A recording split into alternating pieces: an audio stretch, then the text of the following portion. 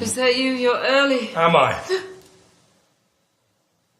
Wanted to ask you that story you told me. How did it end? I'm not sure I know what you mean. Well, once this friend of yours had taken advice of his lady friend, did she take him back? Am I to understand? The day after our last meeting, I ended with Madame de Tourvel on the grounds that it was beyond my control. You didn't? I certainly did. Seriously? On my honour.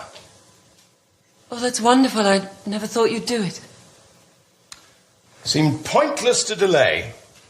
With the anticipated results? She was prostrate when I left her.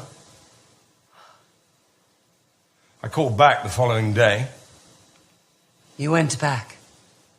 Yes, but she declined to receive me. You don't say.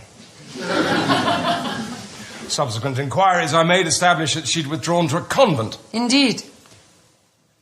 She's still there. Rather fitting conclusion, really. It's as if she'd been widowed. You kept telling me my reputation was in danger, but I'm inclined to think this may well turn out to be my most famous exploit. I think it sets a new standard. I believe I can confidently hold it up as a challenge to any potential rival for my position. Only one thing could possibly bring me greater glory. And what's that? To win her back. Do you think you could? And see why not. I'll tell you why not. Because when one woman strikes at the heart of another, she seldom misses. And the wound is invariably fatal. Is that so? Oh, I'm so convinced it's so. I'm prepared to offer you any odds you care to suggest against your success. You see, I'm also inclined to think of this as one of my greatest triumphs. There is nothing a woman enjoys so much as victory over another woman.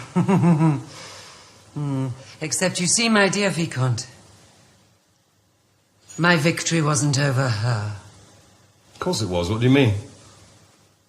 It was over you. That's what's so amusing. That's what's so genuinely delicious. You don't know what you're talking about. You love that woman, Vicomte. Quite desperately. And what's more, you still do. If you hadn't been so ashamed of it, how could you possibly have treated her so viciously? You couldn't bear the vague possibility of being laughed at.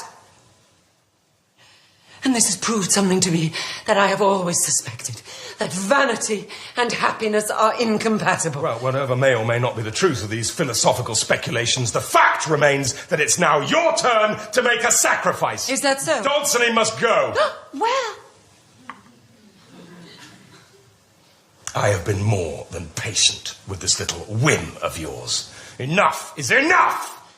And I really must insist you call a halt to it. You know, one of the reasons why I never remarried, despite a quite bewildering range of offers, it was the determination never again to be ordered around. I decided that if I felt like telling a lie, I would rather do it for fun than because I had no alternative. So I really must ask you to adopt a less marital tone of voice. She's ill. I made her ill for your sake! So the least you can do is get rid of that colourless youth! I would have thought you would have had enough of bullying women for the time being. I'm going to have to make myself very plain. I've come to spend the night. I shan't take at all kindly to being turned away. Oh, I'm so sorry. I'm afraid I made other arrangements. Oh, I knew there was something I had to tell you. What with one thing and another, it completely slipped my mind. What? Dauncey isn't coming, not tonight. What do you mean? How do you know? I know, because I've arranged for him to spend the night with Cecile. Now I come to think of it, he did mention he was expected here, but when I put it to him that he really would have to make a choice, I must say, he didn't hesitate for a second. He knew his mind. And now I know yours. He's coming tomorrow to explain and to offer, do I have this right? Yes, I think I do. His eternal friendship. As you said, He's completely devoted to you. That's enough, Vicomte. Absolutely right. Shall we go up? Shall we what? Go up! Unless you prefer this, if memory serves, rather purgatorial sofa. I believe it's time you were going. No, oh no! We have an arrangement. I really don't think I can allow myself to be taken advantage of a moment longer. Remember, I'm better at this than you are. Perhaps.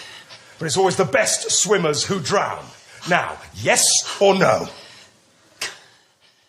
It's up to you, of course. I wouldn't dream of trying to influence you. I shall therefore confine myself to remarking that a no will be regarded as a declaration of war. So, one single word is all that's required.